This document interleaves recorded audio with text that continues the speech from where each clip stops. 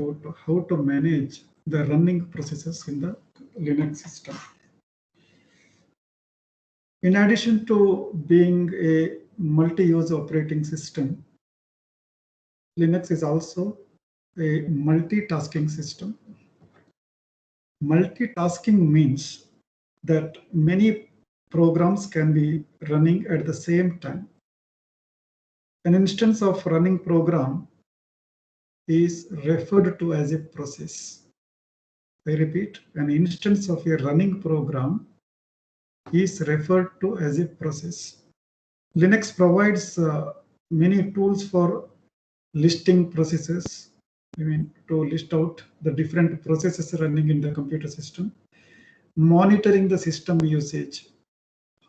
What is the amount of system resources being consumed by those processes, and then how to stop the process or how to kill the process when necessary. From a shell, you can launch processes, or you can stop a process, or you can even kill them. You can also put them in the background and bring them to the foreground.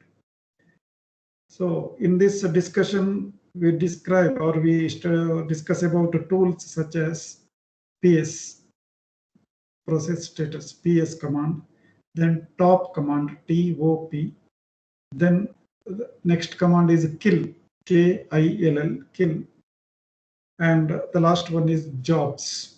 Okay, all these commands are used to control the processes or manage the processes in a computer system. So when we say process, you need to understand what is a process in a computer. So being a non-computer science students, then when we say here in the Linux system, when we say it is a process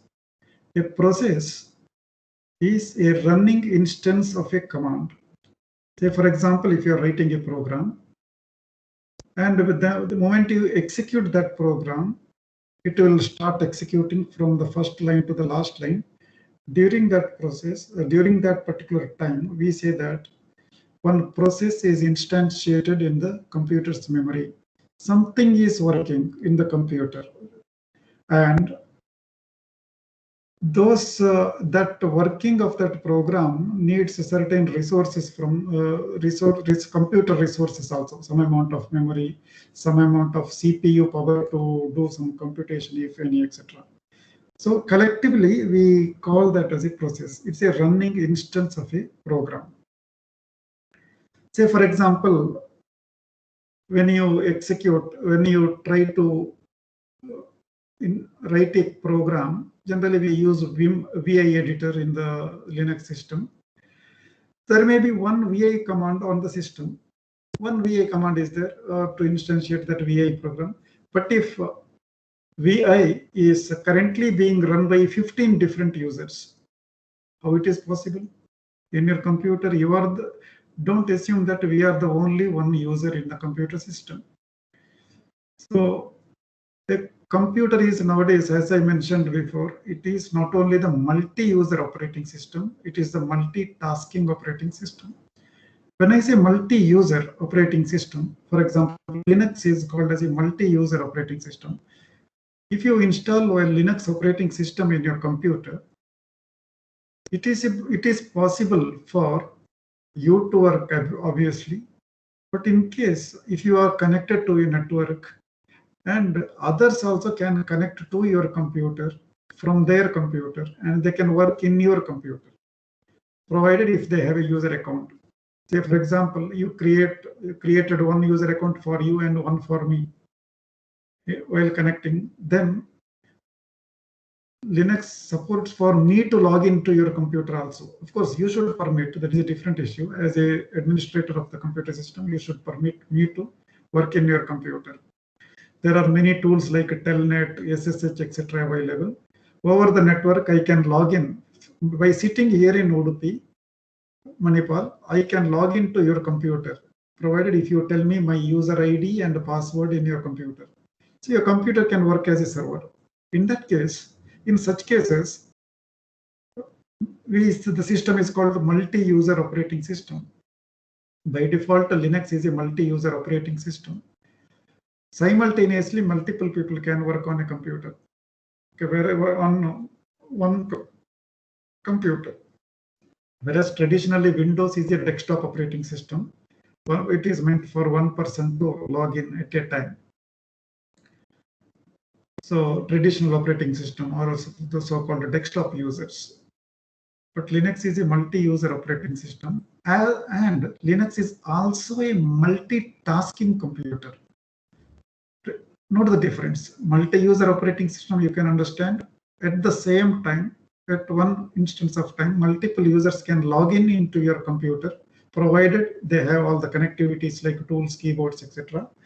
They can log in and they can do their own work. All 15 people can do different, more than 15 people or 100 people can log in into your computer, and everybody can do their own work. This is possible in a multi-user operating system. But when I say multitasking operating system, at a time, computer can execute more than one program also. More different things can be done parallelly. For example, while I am using MS Teams in the Linux system here, at the same time, in the background, I can run my MS LibreOffice program. I can I can execute a download manager to download some files. I may open one browser window, and I may surf the internet also at the same time. Or I may open my email account and I may be reading one email letter at the same time. So this is possible. Entirely different tasks can be done parallelly at the same time in a computer. So in case if VI editor, I am logging in and I am using I will execute VI program. So then one process is created. Now suppose if you also log in and you also if you start using VI editor, one more process is created. I am also using VI, same program, you are also using same program. Both will create different processes. Remember that. Then how to differentiate between my process and your process? I may be typing a Java program and you may be working now on a C program. Completely different tasks. So to differentiate that, there is one attribute for each process that is called process ID. Okay. Process is identified on the system by what is referred to as a process ID. It is an integer number. That process ID is unique for a current system. In a computer, that ID is very unique to particular process. When I say unique, no other processes can use that number as its process ID while that first process is still running. However, once a process is ended, another process can make use of that number along with the process ID. So each process, whenever we say that multitasking, naturally multiple processes will be there at the same time. So each process or each task will have a separate process ID. Remember this terminology, process ID. There are other attributes associated with the process also. Each process, when it is run, it is associated with the particular user account or a group account. If I work with the program, say VI editor, there will be one process ID which will uniquely identify this task, this program in the entire computer system, which may be used by different people at the same time. But I will get one process ID for that program. Along with that process, my user ID also associated. Yes, Manmohan's user ID is or currently using this particular process. For that one process, one is its own identity, another is who is invoking that, who is using that process. So that attribute also will come into. In this way, there are multiple attributes for different process for a single process. So naturally, if a process is linked with or a process is run as a root user, super user, that process will have more privilege. It will be a powerful process.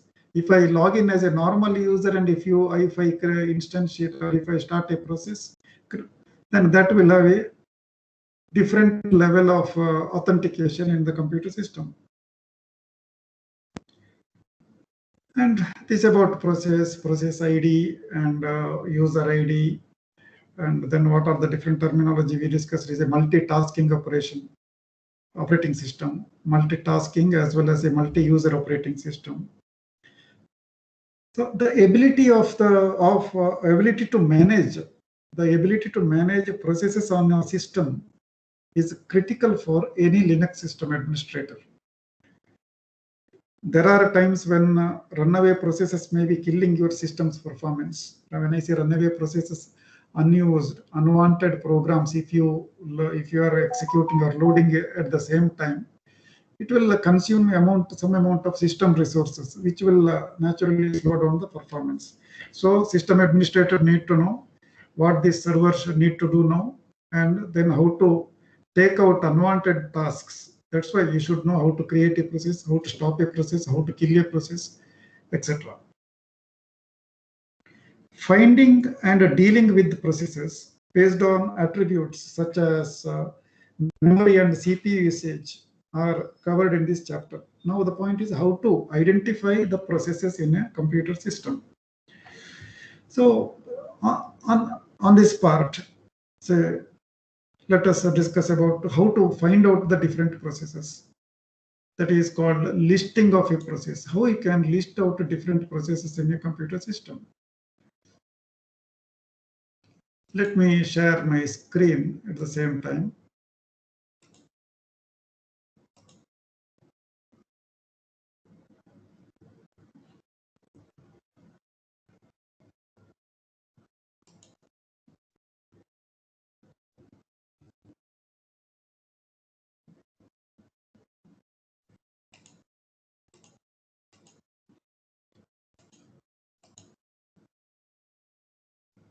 Can you see the screen now?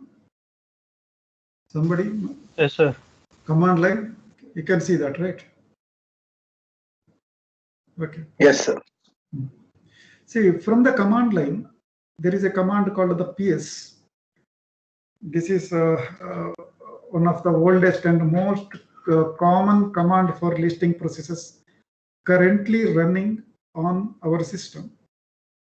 There is another command. The top command provides a more screen-oriented approach to listing processes and can also be used to change the status of processes. If you are using GNOME as your desktop, okay, you can use GNOME System Monitor to provide graphical means for working with the processes. These commands are we'll discuss about these commands. Say, for example, one of the command. Okay, let me go for magnifying or zooming in a little bit.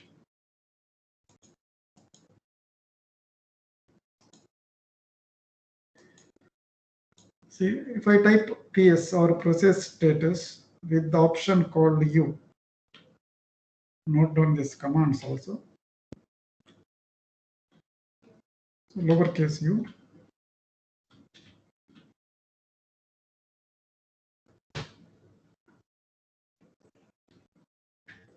Carefully look into this output.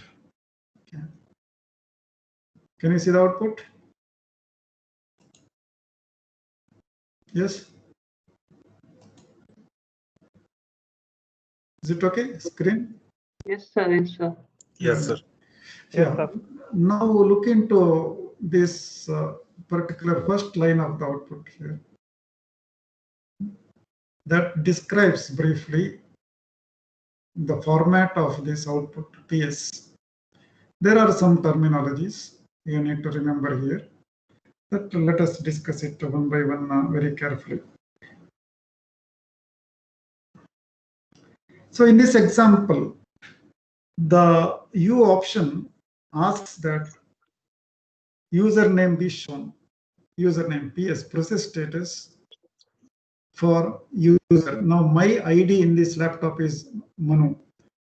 Okay, so that's why the first column, if you look into user, but I am filtering only certain features from the process status output. Process status or the processes which is associated with my user identity is listed here. Okay. So first field that is called user. Okay. There are other informations also in this particular output. Okay. Such as time the process started. Okay, system time. Okay, when it is started. And memory and CPU usage for process associated with the current users. What is the memory usage, CPU usage of that particular, due to that particular process is also mentioned there. Processes shown are associated with a current terminal, TTY. Okay, TTY is called current terminal. The concept of terminal comes from the olden days when people worked extensively from character terminals. So a terminal typically represents a single person at a single screen. Okay. Now you can have many terminals on your screen by opening multiple virtual terminals. If you open one more terminal window, then you will get one TTY. Now it is, if you look into this, there is a TTY2. If I open one more terminal window, it will be represented as a TTY3 and so on. So that's what the 7th column here, TTY for the process. What is the terminal type? Okay, terminal number of the process is also mentioned here.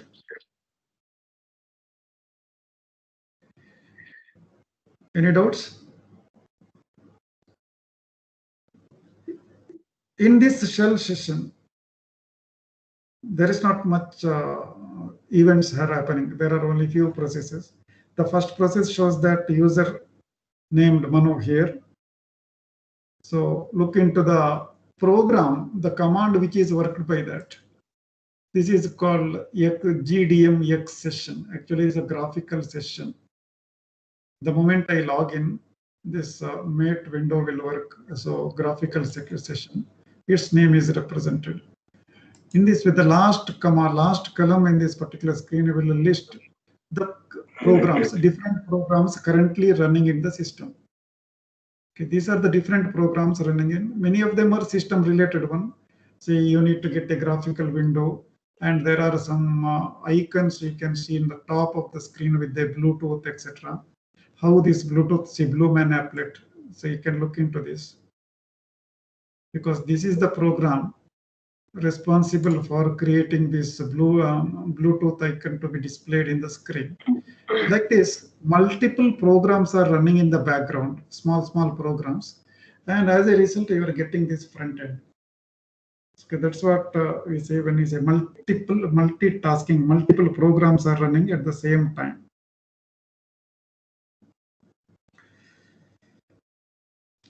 Now, the user column shows the name of the user who started the process. Okay, in this name, you can see that it is under my username, Manu. Each process is represented by a unique ID number referred to as a PID. Okay, the moment one process is created, that process will have a unique ID called PID, process ID. That's what look into the second column here. The first row, it is set to 1938 is the process ID for this graphical program, GDMX session. Okay. Process ID associated is 1938. Similarly, there is one more graphical program is running mate session with the 1978 as a process ID and so on. Each process will have a unique process ID. See, these are the different processes and process IDs. You are listing the details here. You can use PID if ever you need to kill a runaway process or send another kind of signal to a process. In case if you want to terminate any program, you can use this PID ID. This second column, this lists process IDs. Now, in case if any program is giving a problem to you, say something like infinite, goes for infinite loop or crashing or slowed down process, or if it is disturbing other programs, then you can just simply say PSU, then look into the list of commands here. Then the suspected process can be killed by typing kill and this particular ID, kill 1938. Or say, for example, here there is one program called Solar. Okay, so you can, but be careful whenever you are going to kill a process. Suppose by mistake, if you try to kill this X Windows program, you will be logged out from the system. Okay, so that should not happen for the moment. Otherwise, you can kill any process with this. And the percentage CPU and percentage mem here, look into this. This first line, percentage CPU and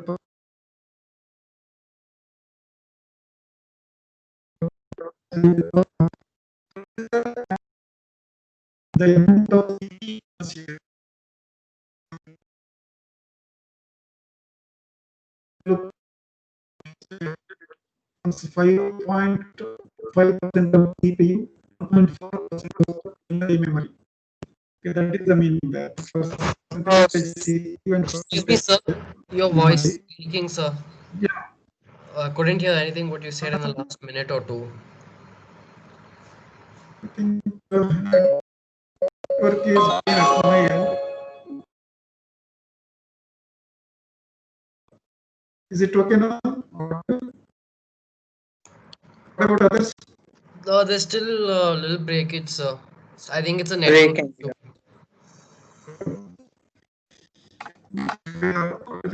issue.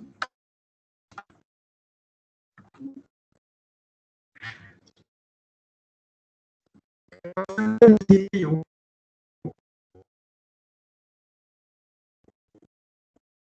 says the amount of memory. Fifth column,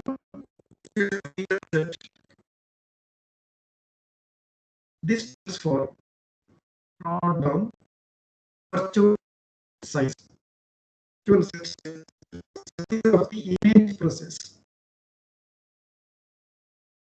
Size of the image, that means the amount of memory consumed by the process in the primary memory. Entire code, program code resides in the primary memory. Size. And the next column is resident set size. This stands for resident set size. It shows the size of the program in the memory, whereas program code RS, resident set size. Image is then the memory, stack memory, everything is included. BSZ, RS is the program size of the program in memory.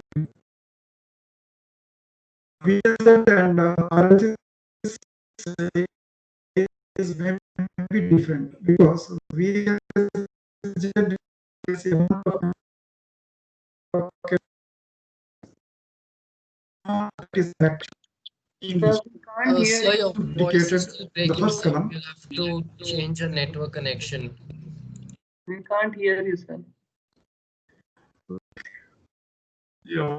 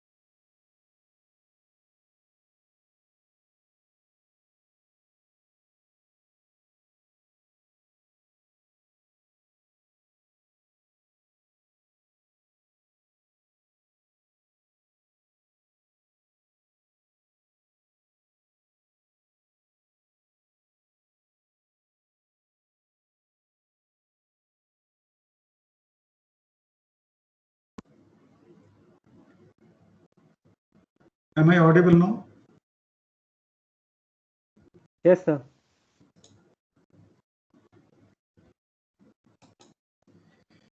Can you see the screen? Yes, sir. Yeah. Now continue with the VSZ is the total amount of memory for reserved for the that particular process. RSS is the actual amount of memory being used, resident set size. Okay.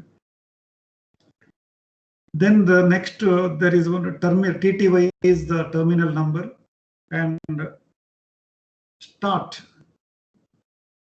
There is a START. Start shows the time of the process began running. Okay, is the time at, say, for example, 2:25. At 2:25, this process started. That means actually I switched on this computer at 2:25 p.m. So start time is mentioned here because all these are system related. On the moment I log in, this program process will be instantiated and it will start running. It is not instantiated manually. Automatically, all these codes are instantiated. Just now I gave look into the last line here. The PS command. PS command was given at 15. That means 3 o'clock 18 minutes p.m. 3:18 p.m. And Teams was started at 3:17.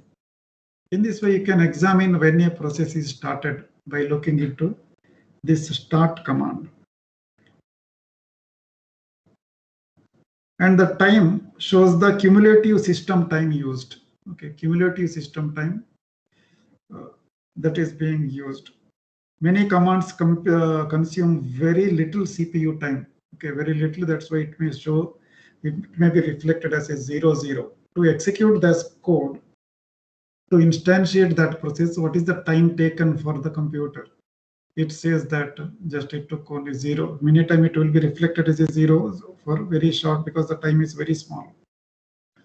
CPU time. Okay, it is not that the CPU time, how much amount of time CPU spent in instantiating that process. Lesser the value, faster was the execution of that particular program, particular process. Many processes running on a computer are not associated with the terminals. Sometimes it may not have any association with the terminal. A normal Linux system has many processes running in the background. Background system processes perform such tasks such as logging system activity or listening for data coming in from the network. They are often started when the Linux boots up. Okay, there are some processes which will run in the background also. Okay. To page through all the processes running on your system for the current user, add the pipe and the less command to PS. Okay. If you want to pass through all the commands associated with that, then you can modify this particular command. You can rewrite PS associate to user. And if you want to display all the including background processes also, if you want to get it displayed, then you can go for like this. This will give you more detailed processes which is running in the background also. Now you can notice here. So in the TTY field in the first command, everything was TTY2, etc. And there is one TTV3, TTY2s, all are TTY2s. There is one PTS/0 because it's a terminal, virtual terminals. But if you say PSUX command, you can notice that there is a question mark here under the TTY field. This means that those processes are running in the background. It is doing some system related activities. You cannot give any instruction to it. If your process running in the background, you cannot interact with that. Okay. You cannot even kill it also. Of course, sorry, you can kill it with your process ID, but you cannot take, it will not take any input from the user. That's why there is no control terminal for that. In that case, it will be displayed as a question mark here. So all background processes are also displayed in this case. So generally, when we are using these kind of commands, which will output very large amount of output, we can go for pipe with less command. And it will give page by page relay outputs. Carefully, you can examine what are the background processes, what is happening in the background. If you are well versed with the operating system, if you are well versed with the different applications, etc., you will get a lot of information from this. In case if your computer slows down, system administrator can look into this. What is running in the background? Why? What is the amount of system resource it is consumed, etc. also can be tested.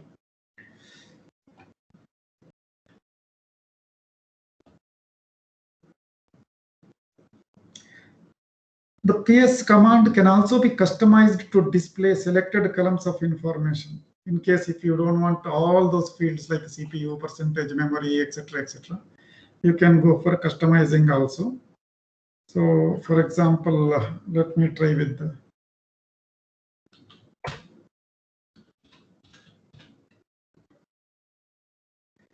if I say PS hyphen E O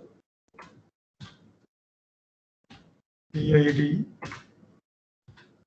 will change the order, process ID, user ID, and I may end it. Then I can say, for example, this only the detailed informations, only process ID, username, and user IDs are displayed. This is also possible. You can customize the PS program. If you don't want all those full details, then you can go for customizing it. Remember this.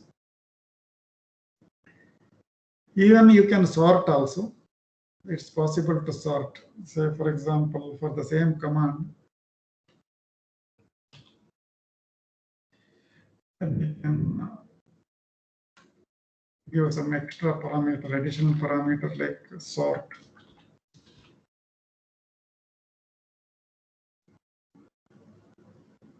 Based on some parameter. So I can say hyphen president set size.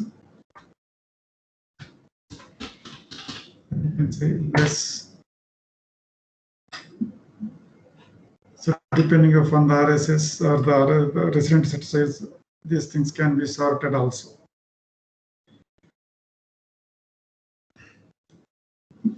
Similarly, if you look into another command, this is about PS top. So let me try with the, just watch what is happening with this command called top.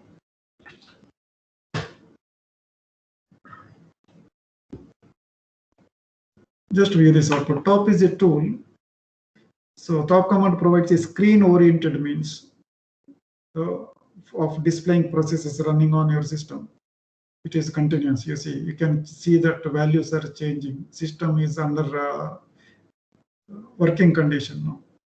Or the amount of memory usage, or everything. So many things are happening in my computer now. So all these things are reflected dynamically. Okay. It provides a screen-oriented means of displaying processes. With the top, the default is to display processes based on how much CPU time they are currently consuming. What is the amount of, now look into the time option there, time commands, or the CPU commands, percentage CPU field. It is sorted based upon percentage CPU. Now, if you look into this command, you can notice that the first line, the nearly 56% of my CPU is running Teams for Linux. The amount of load on the CPU currently is MS Teams.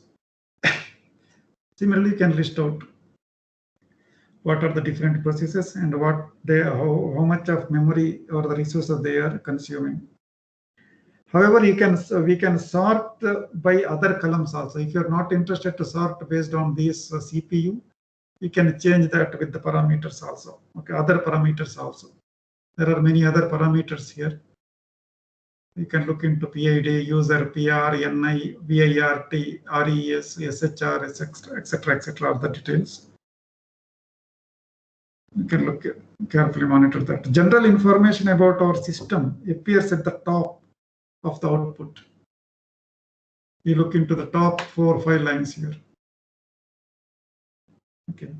Followed by information about each running process. At the top, you can see how long the system has been up. Okay. See uptime. The system, my computer, this particular computer is switched on for 15 hours. Okay, it was in the on state. It was uptime was 15, 41, 25 currently. So that is the information. If you are a server maintainer or a server administrator, you can always track the working of a server.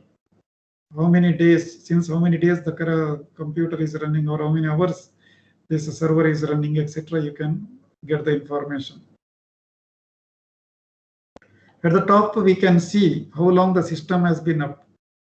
How many users are currently logged into the system. That is also, now it is only one user, because I am the only one user in my system now. Nobody else logged in using Telnet or any other information. And how much demand there has been on the system for fast 1, 5, and 10 minutes. You can get all the details here. Load average. Okay. 2 running, 230 sleeping, 0 stopped, 0 zombie. All these are zombie, etc. is the operating system terminology. You, for the moment, need not bother too much about that, because beyond the scope here. Other general information also includes how many processes or tasks are currently running. That is, the 2 are running. Currently tasks, 232 total tasks are running. You can look into this.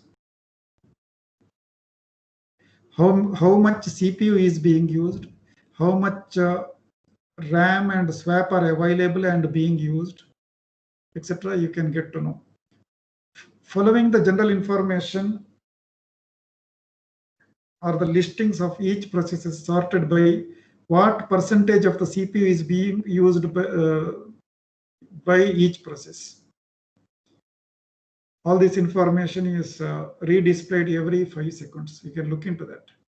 For every 5 minutes, this table or the listing will be updated. 5 seconds.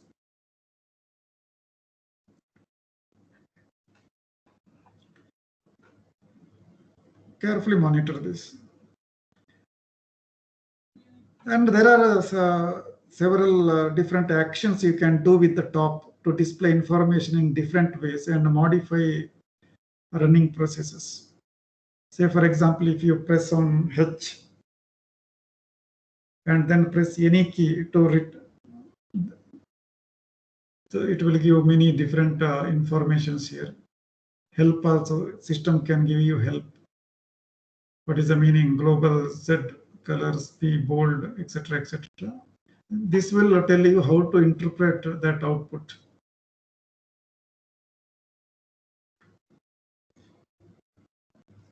Similarly,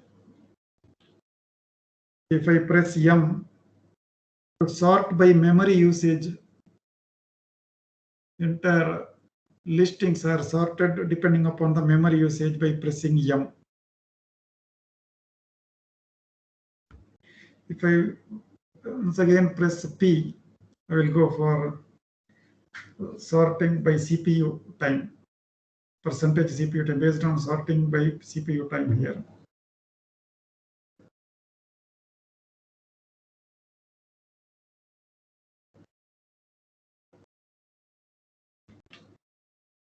Similarly, press 1 to toggle showing CPU usage of all your CPUs. If you have more than one CPU on your system, okay. Because if you have more than one, it is multi-core CPU. So it will tell you percentage CPU 0, CPU 1, CPU 2, CPU 3, etc. 4-core processors are there. So multi-core operating CPU, how all these different cores of the CPU is being loaded also, you will get to know. Similarly, you can press R to sort, to reverse sort your output. Now you can get reverse sorting. The moment you press R, it will be reverse sorted. So like this, various commands can be worked. A common practice with this top is to find processes that are consuming too much memory or processing power. That's the advantage. For whenever you want to find out heavily loaded program, the program which loads a computer heavily, you can get to know about this with the top commands. A process consuming too much CPU can be deniced to give its less priority to the processors. So when I say renicing, here, it's a priority. When we have multiple tasks in the computer, how operating system will give priorities for the different tasks.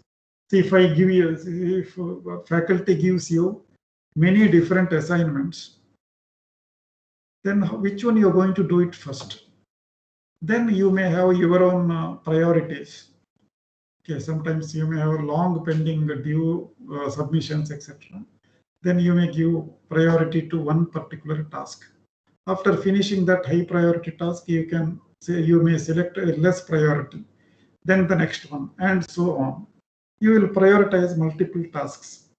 In this way, operating system also prioritizes different tasks or the processes. How to give a preference to the execution. Finally, every program code should come to the CPU to get it executed. But which one will come to the processor? That depends upon a nice value. It is possible for renicing a process. You can set up different nice values for a process. Okay. So when I say renicing, it is resetting the nice values. Okay, to give a less priority to the processor, to modify the priority.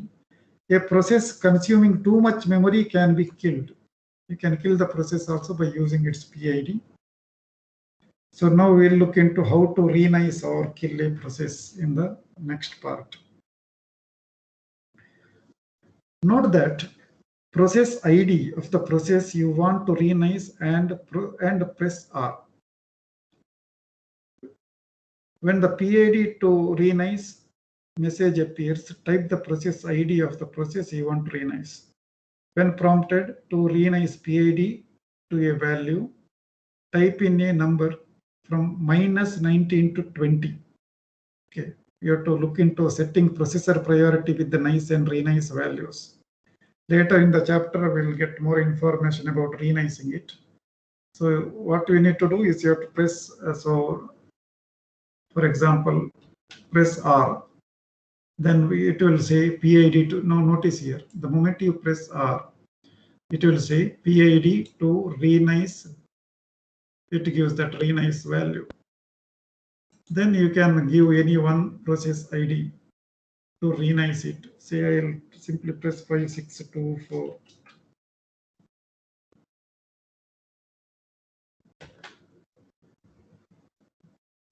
Then it says that 5624, what should be the renice value?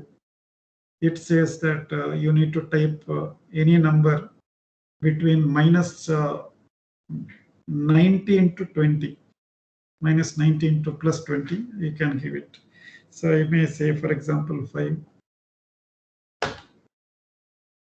Then its nice value is changed. Okay. Similarly, we can kill a process also.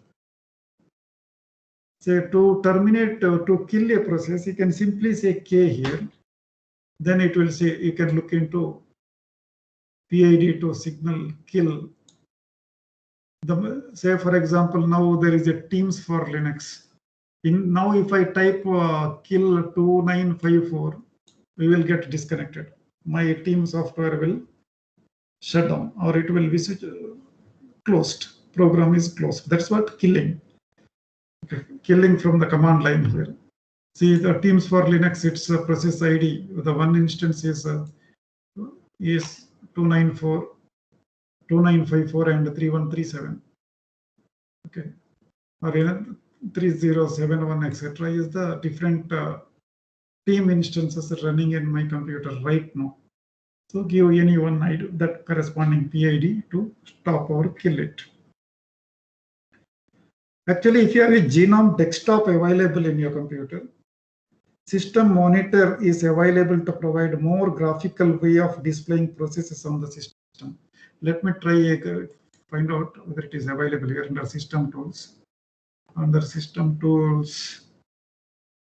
Okay, now I will try to show you a Mate System Monitor. Mate is the name of the front end I am using in Linux. Now click on this.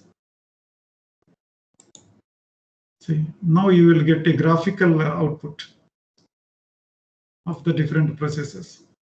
See, different options. See, system related information it gives, name of the operating system, hardware, etc. Say 4-core operating system. That's why it is a CPU 0, CPU 1, 2, 3, etc. Into 4 is here. So process, see, the graphical output you are going to get for process, resources, as well as the file systems currently under use. You can check in your computer the available graphical system monitor package. Here also, depending upon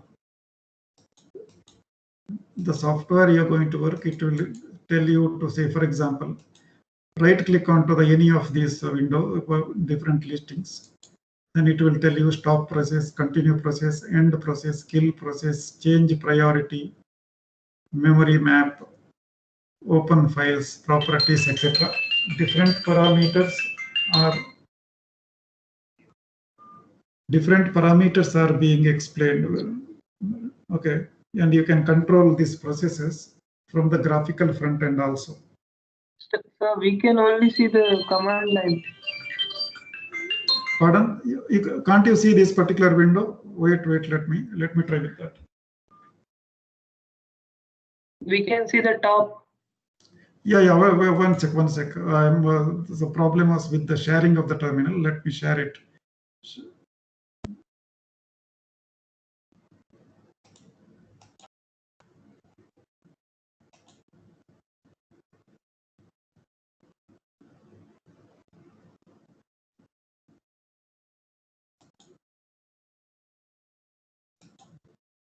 Okay, can you see?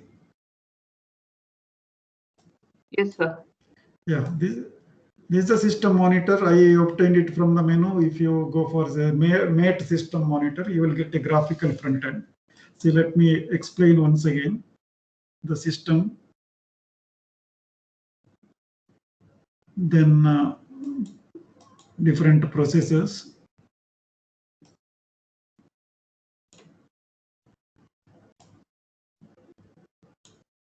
Nice values, etc. Resources. See, graphical front end for the system monitor. CPU history, memory and swap history, network history, file systems. All this can be obtained from graphically also. If you go to any process and if you right click here, say Blueman applet, if you right click and if you kill this process, it is possible to kill also. You can kill that process. So this is how you can make use of this. So then you can notice that here stop, continue, end, kill, change, etc. So when I say stop process, pauses the processes. Okay. So no processing occurs until you select continue. Once if you temporarily pause by stopping, you can stop a process temporarily, then you can say continue. Okay. Continuing process is continuing a paused process. Similarly, when I say end process, So there is a difference here. You can look into end process and kill process. End process sends a terminate signal to a process. In most cases, this will terminate the process cleanly, a systematic termination of a particular program, something like a close button. Any application you are opening, then if you say quit, it is called as a clean termination. We say kill, it is it's a different type. It sends a kill signal. See, when I say this signal is also numbered in the operating system. A terminate signal is numbered as 15, and a kill signal is numbered as 9. Sends a kill signal to a process. This should kill a process immediately, regardless of whether or not it can be done cleanly. If some process is hanged, you cannot stop it, you cannot make it continue. Then you cannot tell it to tell that process to terminate gracefully. Then you have to kill it. Then you can change the priority. The next is the change priority option. It presents a slider bar. If you look into this, you will get a slider bar here, different options, which you can re-nice a process. Very high priority, normal priority, low priority, very low priority also. Similarly, custom priority also you can give by setting the priority menu in this way. Then the next is about memory maps. Okay. If you look at it, lets us to view the system memory map to see which libraries and other components are being held in the memory for the process. Look into this. Many are the code numbers for the operating systems, but you will get a memory map. What is the different libraries and other components are being held in memory for the process. Then open file. There is one more option called open file there. Last one, this particular option. It lets us to view which files are currently being held open by the process. Which files are open because of that particular process called Blumen. In this way, you can examine every process in your computer system with a graphical front end also.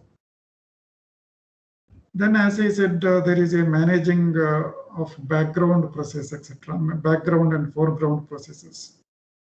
Okay. Now, what is this background and foreground process?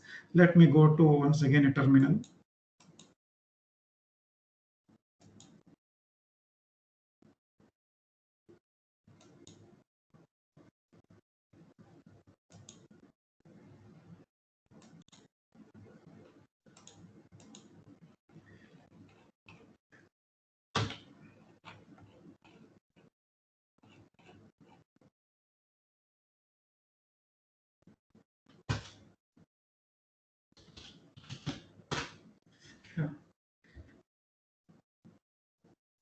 Now, say for example, any program, say if I say,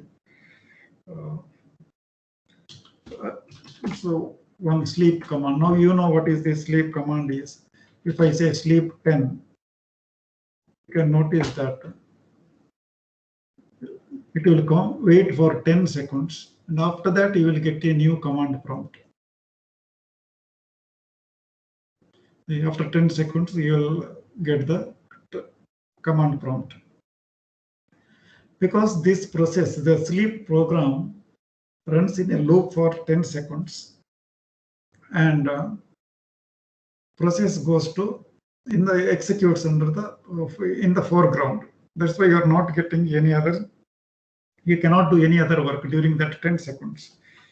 Say for example, if I say sleep 5, now process is working in foreground. I cannot do any other tasks. See, now it came out from that loop.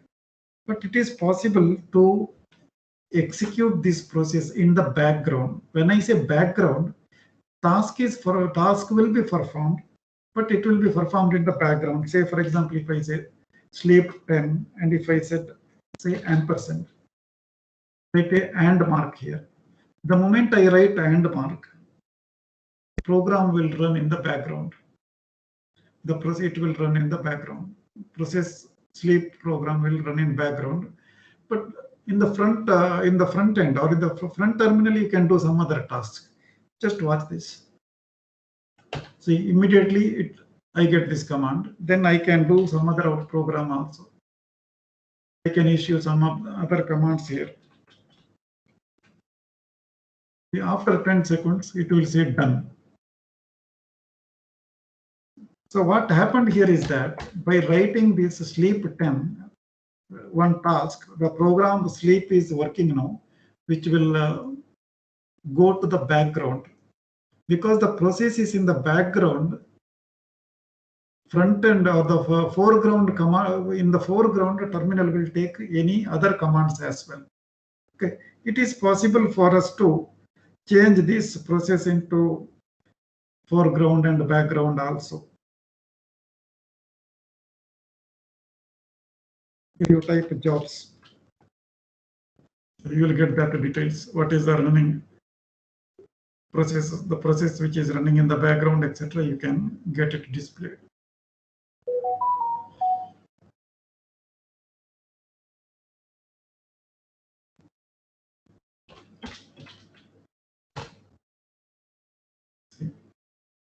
Then after the 10 seconds, it will say done. Then you can say clear.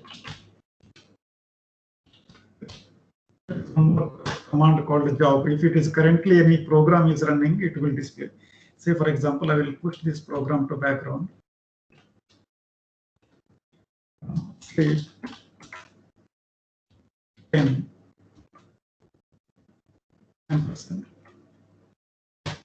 And I will execute jobs command. See, jobs will display the processes running in the background. Okay, so you can notice that the jobs. Okay, it says that the process is running, and it is in the background. That is displayed there. If there are multiple background processes, all the process will be listed under jobs command. Then after 10 seconds, it will come out, the program will stop. Now if you say jobs, it will not display any commands because nothing is there in the background. Only one process, sleep 10 was in the background. Now it is came. The process is also terminated. This so you can test and the meaning of foreground and background processes.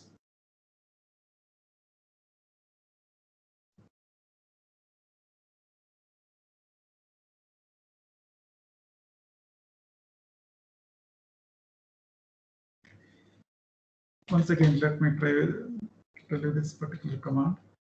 See, I pushed a process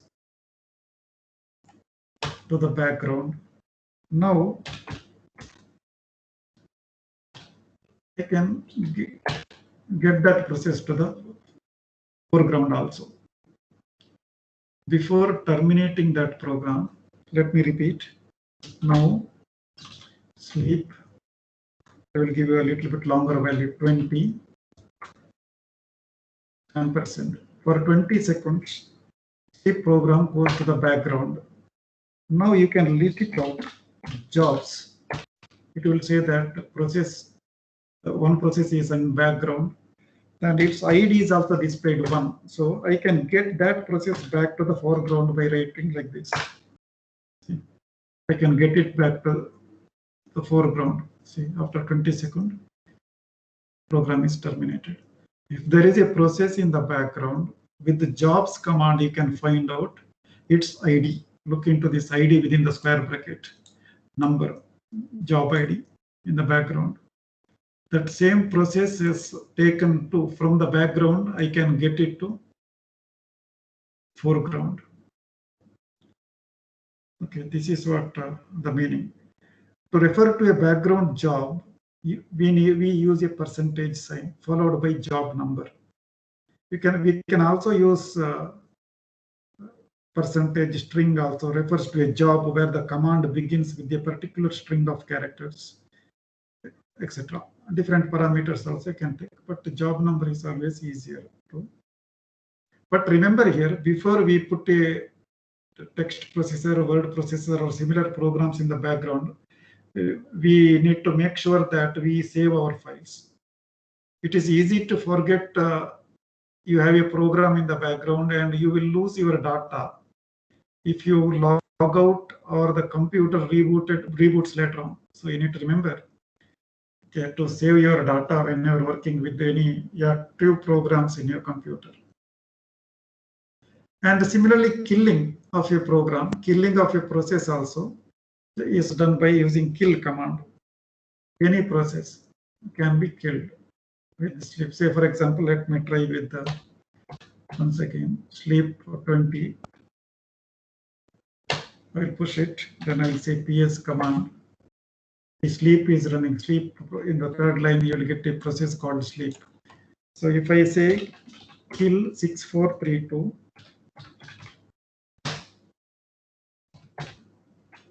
you can notice that terminated sleep program. I started a sleep program for 20 seconds, but it is terminated with the, I see what I did in this command.